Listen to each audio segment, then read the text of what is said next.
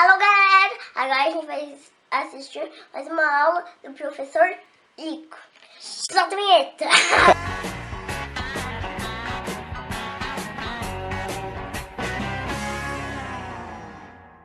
E aí galera, beleza? Vamos falar um pouquinho agora sobre pré-história aí, como foi a evolução do ser humano aí, até nos tornarmos esses seres humanos bonitos, maravilhosos como somos hoje aí.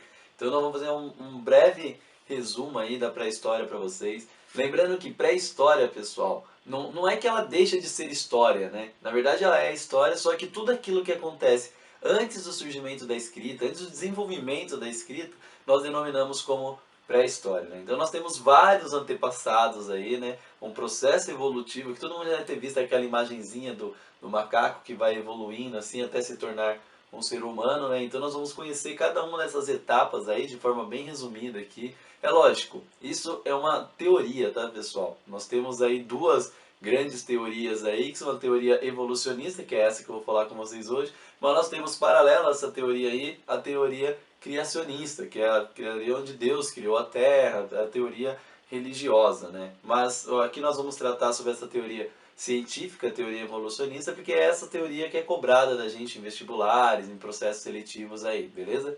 Então vamos lá, pessoal. Nós temos que entender que, inicialmente, nós, seres humanos, éramos integrados e partes da natureza, assim como qualquer outro tipo de animal, né? E com o passar do tempo, isso aproximadamente há 6 milhões de anos aí, nós começamos a nos separarmos daquilo que era natural, daquilo que é natureza, né? E começamos assim a dominar essa natureza, né? Então nós temos diversos antepassados aí, os historiadores buscam até hoje, arqueólogos, antropólogos buscam aí qual foi esse primeiro ancestral, né? Ainda não se encontrou aonde é esse elo de ligação entre o homem natural para o homem hominídeo, né? O homem que se torna em forma de humano e tal, em forma de homem. Nós chamamos esse ancestral, que ainda estamos em busca, de o elo perdido, né? Vocês já devem ter visto falar esse nome aí em algum filme, em algum desenho animado aí e tal. Então, o elo perdido, né? Ainda não se encontrou esse elo de ligação entre o homem com a natureza e o homem hominídeo aqui, né? Mas o elo mais antigo que nós conseguimos encontrar é um carinha chamado Australopithecus, né? Nome bonito aí, dá para colocar no filho de vocês, caso vocês ainda tenham dúvida qual vai ser o nome do filho de vocês aí. E o Australopithecus, pessoal, ele é muito parecido sim com um primata, né? Ele não deixa de ser um primata, nós não deixamos de ser um primata, mas muito parecido com o macaco, mas ele já começa a ter algumas características hominídeas, né? Então acredita-se, né, os historiadores, que o Australopithecus começou a utilizar as mãos para pegar objetos, principalmente o seu polegar opositor. Então, graças ao polegar opositor, teve a opção de pegar objetos. Com essa questão de pegar objetos, o Australopithecus acaba se diferenciando dos demais animais, né, onde agora ele pode pegar um osso, pegar um pedaço de madeira, pegar uma pedra, né? E com esse objeto que ele pode pegar acaba se tornando uma extensão do seu corpo, né? E isso faz com que ele consiga dominar outros animais, né? Primeiro consegue dominar a natureza, quebrando outros objetos. Então, tem uma cena de um filme que vocês devem ter assistido alguma vez, chamado 2001 Odisseia no Espaço, né? Onde mostra um Australopithecus, ele pega um pedaço de osso e ele começa, tipo, arrebentar, desce o cacete assim em outros ossos, vai quebrando, se anima, mete o osso na cabeça do outro cara e tipo, pô, o cara fica louco assim, porque agora ele tem o poder, porque agora ele tem a extensão do seu corpo, uma extensão agora que ele pode segurar e fazer. Então, o Australopithecus, pessoal, ele fica caracterizado principalmente pela sua utilização das mãos.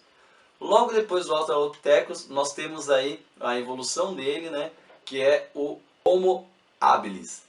Qual é a diferença, pessoal, do Homo habilis para o Australopithecus, né? O Australopithecus, ele utiliza daquilo que a natureza fornece, um osso, um pedaço de pedra, um pedaço de madeira. Já o Homo habilis, acredita os historiadores, que ele tinha a habilidade, por isso de habilis, né? A habilidade de produzir, de confeccionar objetos, né? Então eu posso confeccionar uma lança, confeccionar uma flecha, confeccionar um arco, desculpa.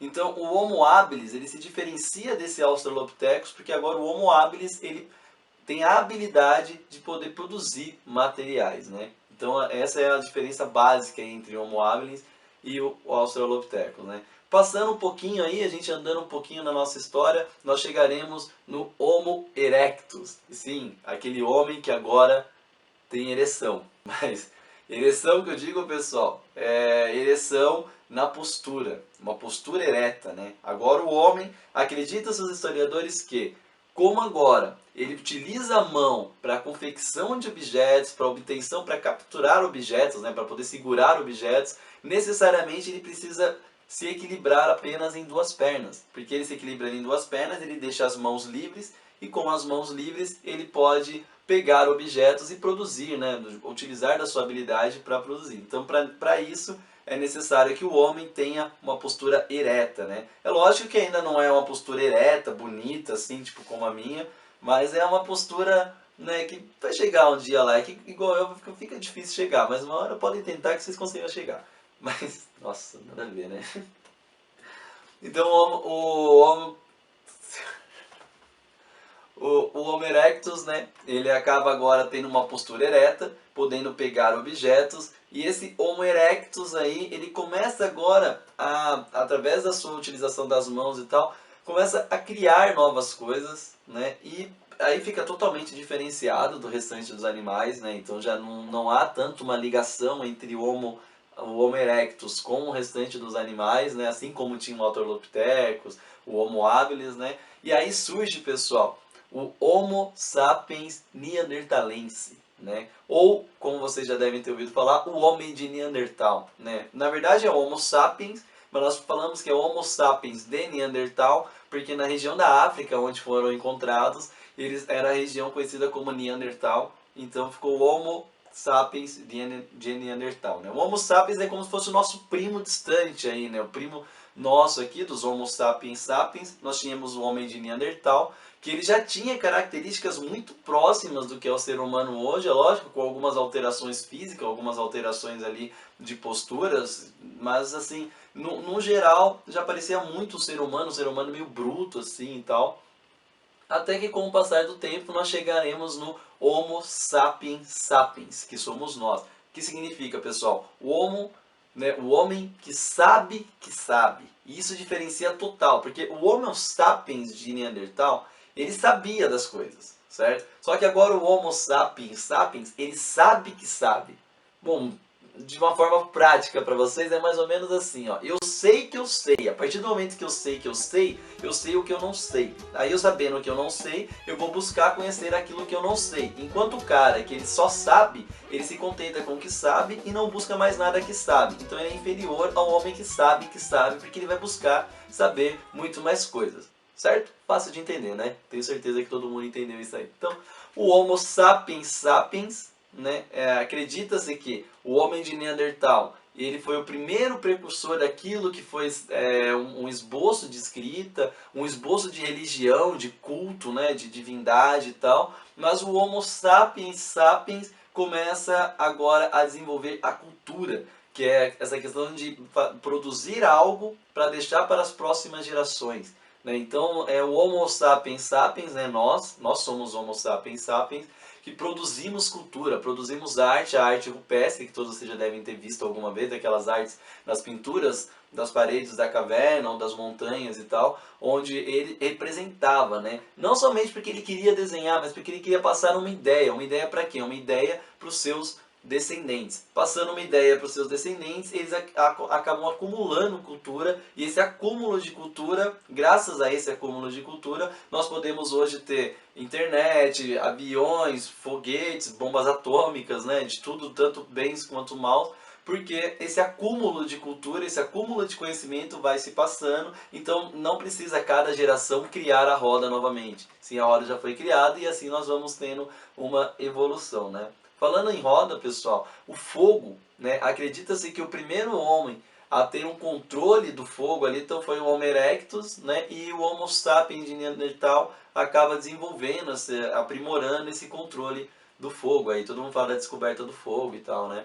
E essas características todas, pessoal, desde o Homo erectus ali até o nosso Homo sapiens, nós temos algumas características em comum que denominam o ser humano, né? Eu sempre falo isso para os meus alunos, vocês já sabem, né? Quem é meu aluno aí já sabe disso, que são 5 características básicas que denominam o ser humano, né? Então, a primeira característica, pessoal, andar sobre 2 pernas. Todo ser humano, né, logo, que não tenha nenhum problema, congênito e tal, acaba, ou que sofra um acidente, acaba tendo o bipedismo, andando por 2 pernas. Segunda característica que denomina o ser humano, pessoal, olhar na frente da face, olhar de foco, né? Nós precisamos desse olhar de foco porque nós éramos caçadores inicialmente e graças ao olhar focado nós temos a capacidade de leitura, né? Então nossos olhos estão na frente da nossa face e assim nós temos capacidade de focar algo. A partir do momento que nós focamos algo, nós conseguimos ler, né? Então é a segunda característica. Terceira característica, telencéfalo altamente desenvolvido, né? O cérebro nosso, a capacidade de raciocínio, né, caracteriza um ser humano. Então a terceira característica aí. A quarta característica do ser humano, pessoal, capacidade de fala, né? O ser humano é um dos poucos animais, o papagaio fala não, ele repete aquilo que se fala. Mas através do nosso capacidade de raciocínio nós conseguimos transformar isso numa linguagem, uma linguagem complexa até mesmo, né, para comunicação geral e global de todos os Homo sapiens sapiens, e assim é uma quarta característica do ser humano. E a quinta característica do ser humano é o polegar opositor. Graças ao polegar opositor, nós temos capacidade de pegar objetos. Aí você pode falar para mim, ah, Lico, mas tem pessoas que não têm essas 5 capacidades aí que você passou. Não, beleza, mas é a somatória dessas capacidades, no geral, mostram o que é o ser humano. Pelo menos 3 características dessas o ser humano tem que ter. Senão ele não é um ser humano, né? Então, acredita-se assim, dessas 5, né, características formam o ser humano aí. Então, guardando aí, bipedismo, olhar na frente da face, telencéfalo altamente desenvolvido, polegar opositor e capacidade de fala denominam o que é o ser humano. Bom, um breve histórico aí do que é a pré-história, dessa evolução dos hominídeos aí. Espero que vocês tenham entendido. Fui muito rápido aqui, mas justamente para vocês só pegarem o que é básico aí. No vestibular sempre cobram essas coisas, mas a evolução e o que era que cada um dessas etapas aí da evolução humana acaba desenvolvendo, né? Espero que vocês tenham gostado do vídeo aí, pessoal. Dá uma curtida aí caso vocês tenham curtido. Daqui a pouco a gente volta aí com algum outro vídeo. Um beijo no coração de todo mundo. É nóis. Fui.